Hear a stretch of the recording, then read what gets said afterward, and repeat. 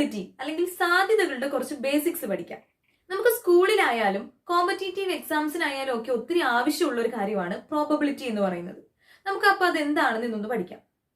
Probability എന്ന് പറഞ്ഞാൽ അല്ലെങ്കിൽ സാധ്യത എന്ന് പറഞ്ഞാൽ നമ്മൾ ഈ പേര് കേൾക്കുന്നത് പോലെ തന്നെ എന്തെങ്കിലും കാര്യത്തിനുള്ള സാധ്യതകളെ തന്നെയാണ് നമ്മൾ ഇവിടെ പഠിക്കുന്നത്. ഇതിന് ശരിക്കും ഒരു ഇക്വേഷൻ ഉണ്ട്, number of possible outcomes divided by total എന്ന് വെച്ചാൽ വരാൻ സാധ്യതയുള്ളത് ഡിവൈഡഡ് ബൈ ആകെ. എന്ന് വെച്ചാൽ ഇത്രയേ ഉള്ളൂ, എന്റെ കയ്യിൽ ഇപ്പൊ ഒരു കോയിൻ ഉണ്ട് അല്ലെ, ഈ കോയിൻ ഞാൻ ടോസ് ചെയ്യുകയാണെങ്കിൽ ഒന്നുകിൽ ഹെഡ് വരും ഇല്ലെങ്കിൽ ടെയിൽ വരും അല്ലെ. എന്ന് വെച്ചാൽ പോസിബിൾ ഔട്ട്കംസ് വരാൻ സാധ്യതയുള്ളത് ഒന്നുകിൽ ടെയിൽ വരാം അല്ലെങ്കിൽ ഹെഡ് വരാം, ഒന്നുകിൽ ഹെഡ് അല്ലെങ്കിൽ ടെയില്. അതായത് ഇവിടെ ഹെഡ് വരാനുള്ള സാധ്യത എന്ന് പറയുന്നത് ഒന്നാണ് അല്ലെ, ഒന്ന് ഹെഡ് വരാം. എത്രയിൽ? ഹെഡും ടെയിലും രണ്ടെണ്ണം ഉണ്ട് അല്ലെ, ആ രണ്ടിൽ ഒരെണ്ണം ഹെഡ് ആവാം.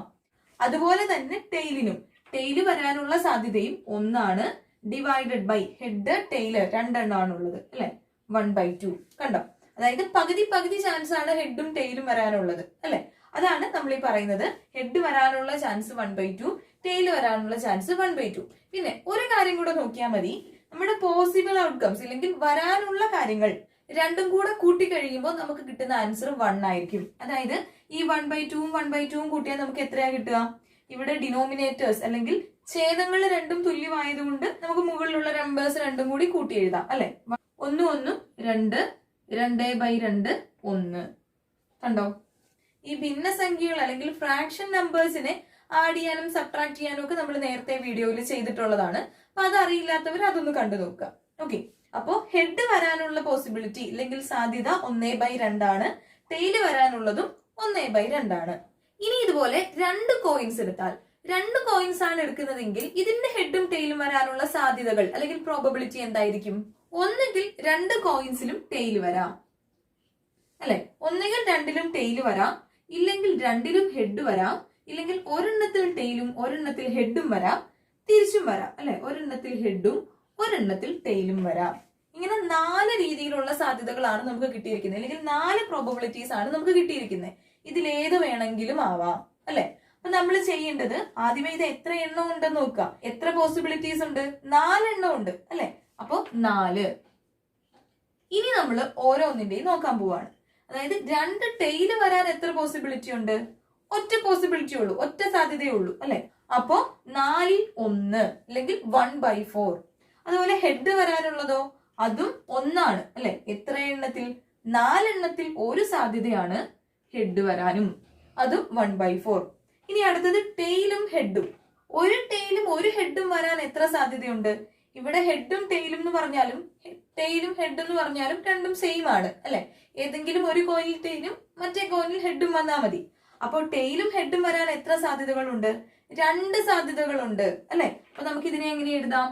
2/4 അല്ലെങ്കിൽ 2/4 എന്ന് എഴുതാം അല്ലെ.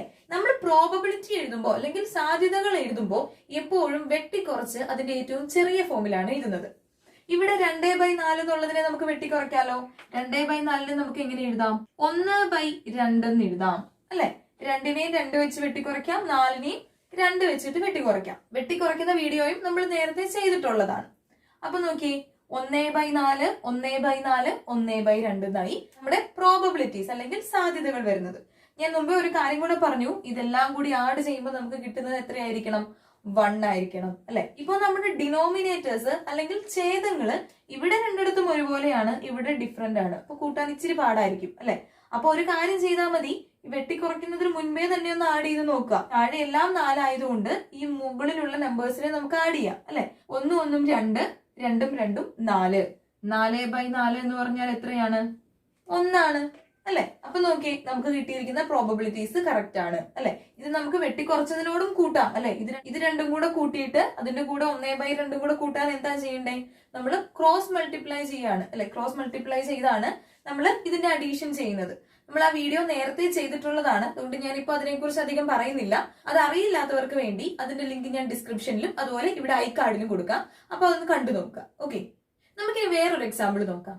നമ്മുടെ ക്വസ്റ്റ്യൻ ഇതാണ്: ഒരു സഞ്ചിയിൽ 8 കറുത്ത മുത്തുകളും 4 ചുവന്ന മുത്തുകളും 12 വെളുത്ത മുത്തുകളും ഉണ്ട്. ഇതിൽ നിന്ന് ഒരു മുത്തെടുത്താൽ അത് വെളുപ്പാകാനുള്ള സാധ്യത എത്ര? ഇതുപോലത്തെ ക്വസ്റ്റ്യൻസ് ആണ് നമുക്ക് സാധാരണ പ്രോബബിലിറ്റി അല്ലെങ്കിൽ സാധ്യതകൾക്കൊക്കെ വരുന്നത്. കൂടുതലും മുത്തുകളുടെ കണക്കുകളുമാണ് ചോദിക്കുന്നത്. അപ്പൊ നമുക്ക് ഇത് നോക്കാം. ഇതിൽ പറഞ്ഞിരിക്കുന്നത് എന്താണ്? 8 കറുത്ത മുത്തുകളുണ്ട്, അതുപോലെ 4 ചുവന്ന മുത്തുകളുണ്ട്, 12 വെളുത്ത മുത്തുകളും ഉണ്ട്. ഇത്രയും എണ്ണം ഒന്നിച്ചിട്ടിരിക്കുന്ന ഒരു സഞ്ചിയിൽ നിന്ന് നമ്മൾ ഒരു മുത്തെടുക്കാണ്, റാൻഡം ആയിട്ട് വെറുതെ ഒരു മുത്തിങ് എടുക്കാണ്. ആ മുത്ത് കറുപ്പാകാം, വെളുപ്പാവാം, ചുവപ്പും ആകാം, അല്ലെ? അത് വെളുപ്പാവാനുള്ള സാധ്യത എത്ര എന്നാണ് നമ്മുടെ ക്വസ്റ്റ്യൻ. എങ്ങനെ നമുക്ക് കണ്ടുപിടിക്കാം? നമ്മൾ പറഞ്ഞ ഇക്വേഷൻ പോലെ തന്നെ, അതായത് എത്ര എണ്ണം ആകാനാണോ സാധ്യതയുള്ളത് അത് ഡിവൈഡഡ് ബൈ ടോട്ടൽ എത്ര മുത്തുകൾ ഉണ്ട് എന്നുള്ളത് എഴുതുക. അപ്പൊ നമുക്ക് ആദ്യമേ ഇത് ടോട്ടൽ എത്ര എണ്ണം ഉണ്ട് എന്ന് നോക്കാം. എത്ര എണ്ണം ഉണ്ട്? 8 കറുത്ത മുത്തുണ്ട്, 4 ചുവന്ന മുത്തുണ്ട്. അപ്പൊ 8 4 12. ഇനി 12 വെളുത്ത മുത്തും കൂടിയുണ്ട്. അപ്പൊ 12 12 24 മുത്തുകൾ ടോട്ടൽ ഉണ്ട്, അല്ലെ? 24 ടോട്ടൽ ഉണ്ട്. ഇനി അതിൽ എത്ര എണ്ണം വെളുപ്പാകും എന്നാ ചോദിച്ചിരിക്കുന്നത്, അല്ലെ? വെളുപ്പാകാനുള്ള സാധ്യത അല്ലെങ്കിൽ പ്രോബബിലിറ്റി. ഇവിടെ എത്ര വെളുത്ത മുത്തുകളുണ്ട്? 12 വെളുത്ത മുത്തുകളുണ്ട്, അല്ലെ? 24 എണ്ണത്തിൽ 12ഉം വെളുപ്പാണ്. അപ്പം എന്താണ്? 24 എണ്ണത്തിൽ 12 എണ്ണം വെളുത്ത മുത്തുകളാവാൻ സാധ്യതയുണ്ട് അല്ലെങ്കിൽ പ്രോബബിലിറ്റി ഉണ്ട്. ഇനി നമുക്ക് എന്ത് ചെയ്യാം? ഇതിനെ വെട്ടിക്കുറച്ച് എഴുതണം, അല്ലെ? 12നെ 24 വെച്ച് വെട്ടിക്കുറച്ചാൽ എന്ത് വരും? 1/2 എന്ന് വരും, അല്ലെ? അതായത് 12നെ 12 വെച്ച് തന്നെ ഡിവൈഡ് ചെയ്തപ്പോ 1 കിട്ടി, 24നെ 12 വെച്ച് ഡിവൈഡ് ചെയ്തപ്പോ 2 കിട്ടി. അപ്പോൾ ഇതാണ് നമ്മുടെ ആൻസർ. അതായത് ഈ സഞ്ചിയിൽ നിന്നും ഒരു മുത്തെടുത്താൽ അത് വെളുപ്പാവാനുള്ള സാധ്യത 2/1 അല്ലെങ്കിൽ 1/2 ആണ്. നമുക്ക് ബാക്കിയുള്ളതും കൂടെ വെറുതെ ഒന്ന് ചെയ്തു നോക്കാം. ഇതിന് കറുത്ത മുത്താകാനുള്ള സാധ്യത അപ്പൊ എത്രയായിരിക്കും? ഇത്രയും എണ്ണത്തിൽ കറുത്തതാവാനുള്ള സാധ്യത എന്ന് പറയുമ്പോൾ കറുത്തത് എത്ര എണ്ണമാണ്? 8 എണ്ണമാണ്, അല്ലെ? അപ്പം 8 ആകെയുള്ളത് 24. കണ്ടോ? അപ്പൊ എത്ര വരും? 1/3 എന്ന് വരും, അല്ലെ? ഇനി ഇതുപോലെ ഒരെണ്ണം കൂടിയുണ്ട്, ചുവന്ന മുത്ത് കൂടിയുണ്ട്, അല്ലെ? ചുവന്ന മുത്താവാനുള്ള സാധ്യത അപ്പൊ എത്രയായിരിക്കും? നമ്മളോട് ഇവിടെ വെളുത്തത് മാത്രമേ പറഞ്ഞിട്ടുള്ളൂ, നമ്മൾ ബാക്കിയും കൂടെ വെറുതെ ഒന്ന് കണ്ടുപിടിച്ച് നോക്കുകയാണ്. അപ്പോ ചുവന്നതാവാനുള്ള സാധ്യത എത്ര വരും? 4 ചുവന്ന മുത്തുകളാണുള്ളത്, അല്ലെ? അപ്പോ 4/24. 4/24 എന്ന് പറഞ്ഞാൽ എത്ര വരും? 1/6 എന്ന് വരും, അല്ലെ? നമുക്കിനി വേറൊരു പ്രോബബിലിറ്റി നോക്കാം. അതായത് ഇവിടെ നമുക്ക് കുറച്ച് നമ്പേഴ്സ് ഉണ്ട്, അല്ലെ? 1 2 3 4 5 ഇത്രയും സംഖ്യകള് നമ്മൾ ഓരോ പേപ്പറിലായിട്ട് എഴുതി ഒരു ചെറിയ ബോക്സിൽ ഇട്ടിരിക്കുകയാണെന്ന് വിചാരിക്കാം. അതിൽ നിന്ന് നമ്മൾ ഒരെണ്ണം സെലക്ട് ചെയ്യുമ്പോൾ അത് 1 ആവാനുള്ള സാധ്യത അല്ലെങ്കിൽ 1 ആവാനുള്ള പ്രോബബിലിറ്റി എത്രയാണ് എന്ന് ചോദിച്ചാൽ നമുക്ക് എന്ത് പറയാൻ പറ്റും? ഇവിടെ 1 എന്ന് പറയുന്നത് ഒരെണ്ണമേ ഉള്ളൂ, അല്ലെ? നമുക്ക് എഴുതാം 1 ഡിവൈഡഡ് ബൈ എന്താ വരിക? താഴെ ടോട്ടൽ ആണ്, അല്ലെ? ടോട്ടൽ ഇതെല്ലാം കൂടി എത്ര എണ്ണം ഉണ്ട്? 5 എണ്ണം ഉണ്ട്, അല്ലെ? 5 എണ്ണത്തിൽ ഒരെണ്ണമാണ് 1. അപ്പൊ നമുക്ക് 1/5 എന്ന് എഴുതാം, അല്ലെങ്കിൽ 5ൽ 1 ആണ് 1 വരുന്നത്, അല്ലെ? ഇനി ഇതുപോലെ തന്നെ 2 ആവാനുള്ള സാധ്യത എത്രയാണ്? 2 ആവാനും ഇതുപോലെ ഒരു സാധ്യതയല്ലേ ഉള്ളൂ, ഒരു 2 ഉള്ളൂ, അല്ലെ? അപ്പോ 1/5 തന്നെയല്ലേ വരുന്നത്? 5 എണ്ണത്തിൽ ഒരെണ്ണമാണ് 2. അപ്പോ 1/5. ഇനി ഇതില് ഇരട്ട സംഖ്യകൾ കിട്ടാൻ എത്ര സാധ്യതകൾ ഉണ്ടാകും? അതായത് ഇത്രയും സംഖ്യകളിൽ ഇരട്ട സംഖ്യ ആവാനുള്ള സാധ്യത എത്ര? നോക്കിയേ, ഇവിടെ ഏതൊക്കെയാണ് ഇരട്ട സംഖ്യകൾ അല്ലെങ്കിൽ ഈവൻ നമ്പേഴ്സ് ഏതൊക്കെയാണ്? 2ഉം 4ഉം ആണ് ഇരട്ട സംഖ്യകൾ, അല്ലെ? അപ്പൊ നമുക്ക് ഈവൻ നമ്പേഴ്സ് 2 എണ്ണം ഉണ്ട്. അപ്പോ ഈവൻ നമ്പേഴ്സിന്റെ എണ്ണം 2 ആണ്. ഡിവൈഡഡ് ബൈ എത്ര എണ്ണത്തിലാണ്? അവിടെയും 5 തന്നെയാണ്, അല്ലെ? 5 എണ്ണത്തിൽ 2 എണ്ണമാണ് ഇരട്ട സംഖ്യകൾ. അപ്പോ 2/5. കണ്ടോ? ഇനി ഒറ്റ സംഖ്യകൾ വരാനുള്ള സാധ്യത എത്രയായിരിക്കും? നോക്കിക്കേ, ഇവിടെ എത്ര ഒറ്റ സംഖ്യകളുണ്ട്? 1 2 3 ഒറ്റ സംഖ്യകളുണ്ട്, അല്ലെ? 1ഉം 3ഉം 5ഉം ആണ് ഇവിടുത്തെ ഒറ്റ സംഖ്യകൾ. അപ്പൊ ഇത് എങ്ങനെ നമുക്ക് എഴുതാം? ഇവിടെ 3 ഒറ്റ സംഖ്യകളുണ്ട്. എത്ര എണ്ണത്തിൽ? 5 എണ്ണത്തിൽ, അല്ലെ? 5 എണ്ണമാണ് ടോട്ടല്.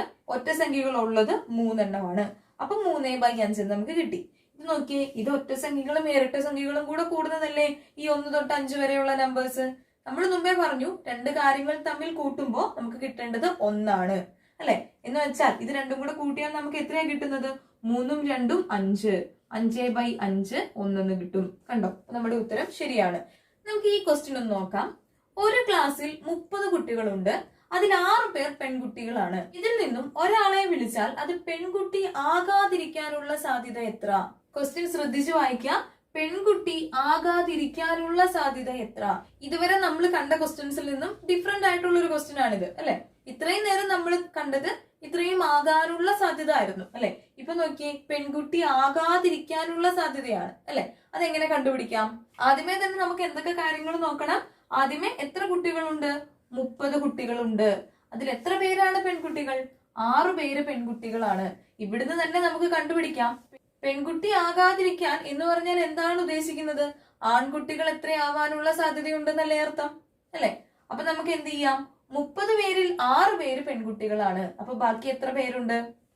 30 മൈനസ് 6, അതായത് 24 പേരുണ്ട് ബാക്കി അല്ലെ. ടോട്ടൽ 30 പേരുണ്ട്, അതിൽ 6 പേരാണ് പെൺകുട്ടികൾ. അപ്പോ ബാക്കിയുള്ളവർ, പെൺകുട്ടി ആകാതിരിക്കാനുള്ള സാധ്യത എന്ന് പറഞ്ഞാൽ ബാക്കിയുള്ളവർ എത്രയായിരിക്കും? 30-ൽ നിന്ന് 6 പോയാൽ അതായത് 24 ആയിരിക്കും അല്ലെ. അത് എത്രയിലാണ്? 24 പേർ ഡിവൈഡഡ് ബൈ, താഴെ എന്താ എഴുതണ്ടേ? ടോട്ടൽ എഴുതണം അല്ലെ. ആകെ എഴുതണം. ആകെ എത്ര കുട്ടികളുണ്ട്? 30. 24 ഡിവൈഡഡ് ബൈ 30 എന്ന് നമുക്ക് ഇത് എഴുതാം അല്ലെ. പെൺകുട്ടി ആകാതിരിക്കാനുള്ള സാധ്യത 24 ഡിവൈഡഡ് ബൈ 30. ഇതിനെ വെട്ടിക്കുറച്ചാൽ എങ്ങനെ വരും? 4 ഡിവൈഡഡ് ബൈ 5 എന്ന് വരും അല്ലെ. രണ്ടിനെയും നമുക്ക് 6 വെച്ചിട്ട് വെട്ടിക്കുറയ്ക്കാം. 4/5 ഇത് നമുക്ക് ഉത്തരം കിട്ടി. ഇനി ഇത് ശരിയാണോ എന്ന് നമുക്കൊന്ന് നോക്കാം. അല്ലെങ്കിൽ ഇതിന്റെ മൊത്തത്തിലുള്ള പ്രോബബിലിറ്റി നമുക്കൊന്ന് നോക്കാം. അതെങ്ങനെയാണ്? പെൺകുട്ടികൾ ആകാതിരിക്കാനുള്ള സാധ്യത 4/5 ആണ്. പെൺകുട്ടി ആവാനുള്ള സാധ്യത എത്രയാണ്? പെൺകുട്ടി ആവാൻ 6 പെൺകുട്ടികളുണ്ട് അല്ലെ. അപ്പൊ 6/30 എന്ന് എഴുതാം അല്ലെ. 30-ൽ 6 പേര് പെൺകുട്ടികളാണ്. ഇതിനെ വെട്ടിക്കുറച്ചാൽ എങ്ങനെ വരും? 1/5 എന്ന് വരും അല്ലെ. ഇതിനെ നമുക്ക് 6 വെച്ച് തന്നെ വെട്ടിക്കുറയ്ക്കാം. ഇനി നോക്കിക്കേ, ഇത് രണ്ടും കൂടെ കൂട്ടിയാൽ എന്ത് വരണം? 1 വരണം അല്ലെ. 4/5-ഉം 1/5-ഉം കൂടെ കൂട്ടിയാൽ എത്രയാണ്? 5/5 അല്ലെ. ന്യൂമറേറ്ററും ഡിനോമിനേറ്ററും, അതായത് അംശവും ഛേദവും ഒരുപോലെ ആയതുകൊണ്ട് നമുക്ക് ഇതിനെ 1 എന്ന് എഴുതാം. കണ്ടോ, നമ്മുടെ ആൻസർ കിട്ടി, 1 എന്ന് കിട്ടി അല്ലെ. പെൺകുട്ടി ആവാനുള്ള പ്രോബബിലിറ്റിയും പെൺകുട്ടി ആവാതിരിക്കാനുള്ള പ്രോബബിലിറ്റിയും കൂടി ആഡ് ചെയ്യുമ്പോൾ നമുക്ക് ഉത്തരം 1 എന്ന് കിട്ടും. അതായത് നമ്മൾ ഇത്രയും ചെയ്താൽ മതി. നമുക്ക് എത്ര എണ്ണമാണോ ഉള്ളത് ആ നമ്പർ ഡിവൈഡഡ് ബൈ ആകെ ഉള്ളത്, ആകെ എല്ലാം കൂടി കൂട്ടിയ എണ്ണം, ഇത്രയും ചെയ്താൽ നമുക്ക് പ്രോബബിലിറ്റി കിട്ടും. പിന്നെ ഒരു കാര്യം കൂടി, 2 സാധ്യതകൾ അല്ലെങ്കിൽ 2 പ്രോബബിലിറ്റീസ്, ഒരു കാര്യം ആകാനും ആകാതിരിക്കാനും ഉള്ള പ്രോബബിലിറ്റീസ് തമ്മിൽ കൂട്ടിയാൽ നമുക്ക് 1 ആയിരിക്കും ആൻസർ കിട്ടുക. ഓക്കെ, അതിനുള്ള ഇക്വേഷൻ ആണിത്. Number of possible outcomes divided by total. അപ്പൊ നമ്മൾ ഇന്ന് പഠിച്ചത് പ്രോബബിലിറ്റിയുടെ കുറച്ച് ബേസിക്സ് ആണ്. ഇത് നിങ്ങൾക്ക് എല്ലാവർക്കും മനസ്സിലായി എന്ന് ഞാൻ വിചാരിക്കുന്നു. എന്തെങ്കിലും ഡൗട്ട്സ് ഉണ്ടെങ്കിൽ കമന്റ് ചെയ്യുക. അതുപോലെ ഫ്രണ്ട്സിനൊക്കെ ഇത് ഷെയർ ചെയ്ത് കൊടുക്കുക. കൂടുതൽ വീഡിയോസിന് വേണ്ടി എന്റെ ചാനൽ സബ്സ്ക്രൈബ് ചെയ്യുക. താങ്ക്